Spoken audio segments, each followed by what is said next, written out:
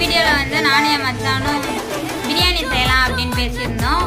So நார்மலாக எப்போதுமே பிரியாணி தானே பண்ணுறோம், இந்த டைம் கொஞ்சம் டிஃப்ரெண்ட்டாக ட்ரை பண்ணலாமே அப்படின்னு சொல்லிட்டு திண்டுக்கல் ஸ்டைல் பார்த்துட்டு அதை ட்ரை பண்ணோம் ஃப்ரெண்ட்ஸ். அது வந்து என்ன எக்ஸ்ட்ரா ஆட் பண்ணியிருக்கோம்னா, இந்த ஜீரகம் பட்டை லவங்கம் எல்லாம் மிக்சியில் அடித்து எடுத்து வச்சுருந்தோம் பவுடராக. அந்த பவுட்ரு மட்டும் எக்ஸ்ட்ரா ஆட் பண்ணியிருக்கோம்.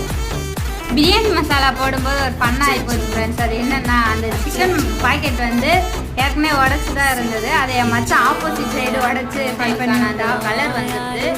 அப்புறம் அதுலேயே சிக்கன் எல்லாம் போட்டு நல்லா வேக விட்டு லைட்டாக கேர்டு கொஞ்சமாக யூஸ் பண்ணிக்கிட்டோம்.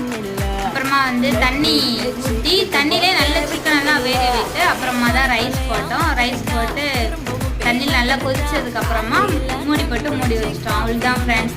பிரியாணி வந்து செம்ம டேஸ்டியாக கொஞ்சம் டிஃப்ரெண்ட்டாக இருந்தது.